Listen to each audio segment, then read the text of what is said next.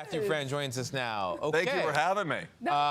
So excited. Nicely done. When did you realize you could do this? I was very vividly remember 4 years old and I watched Austin Powers, and that was the movie that got me hooked onto comedy, and I just started doing impressions of everybody I knew, my grandfather, my uncles, and it just starts with trying to make your parents laugh. Hey, did you have family members who said, what are you going to do with this?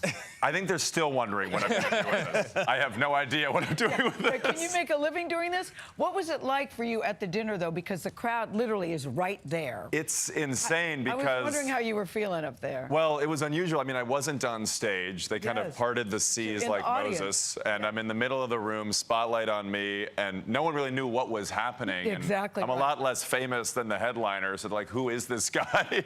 Is George Santos in a disguise? You start performing. You got to meet President Biden, and you're there performing in front of the president. And I was doing his rival, so that was very interesting to do that.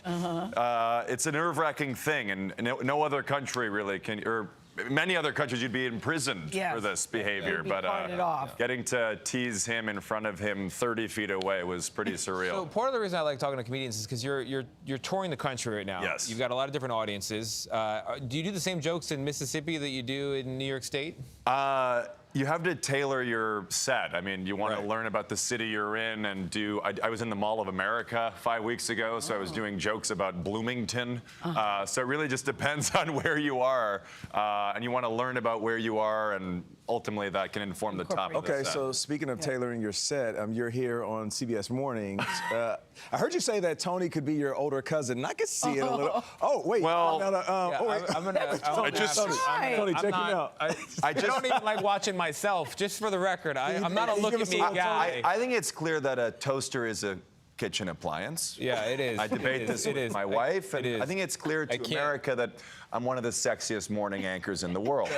Well, thank you. I can't I love look my at wife, myself. my kids in baseball. Generic answers, do the Tony face. I'm going to work on you. I'm sorry it's not better.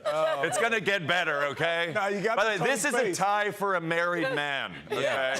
This is a married man tie. Gail's not a fan of my ties. A tie only a wife would love.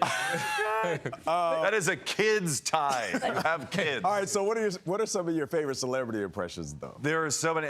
Howard Stern, and he just had Joe Biden on his show. Yeah. So that was kind of crazy, the synergy there, because I do him. So that was, I wanted to be 90s Howard, ask him, so talk to me about you and Jill. When you get into it, you guys kiss, what happens? So how do you decide who you're going to do, Matt? Do you just study them relentlessly? How do you decide? I just love pop culture and politics, and I try to pay attention to who's really relevant. So like when Ron DeSantis was running, I was doing him, but now he might as well be just wiped off the face of the map. I don't know where he is. Award season, Cillian Murphy. So looking at who people are talking about ideally. And also you keep it current. Just the fact that you had a Kristi Noem joke in the middle, people went, oh. What do you think? I said she's giving Michael Vick a run for his money. Yes, yes. When thrown at something, they went, ooh. Yeah, people were a little in awe of the Kristi Noem joke. Yes. But I'm a comedian. I have to pay attention again to what's happening in the news. And you're headlining a tour now. Yes, I'm doing the Netflix festival in a couple weeks in LA, so really thrilled about that. So tell me what that means to you to be a headliner and what your family now says about your chosen profession. Doing my full hour of stand-up, and that just includes stories of meeting celebrities and political observations and personal stuff, on dating in my 20s. Oh, tell me something about that. What is it like dating in your 20s? You know, Gail, I'm going to throw a photo of this right now onto my dating app profile. So this works. Hopefully this will get me some dates. Nothing is hipper with That's not going to help you, Matt. Nothing's hipper than the Tony tie. Well, Matt, we appreciate you.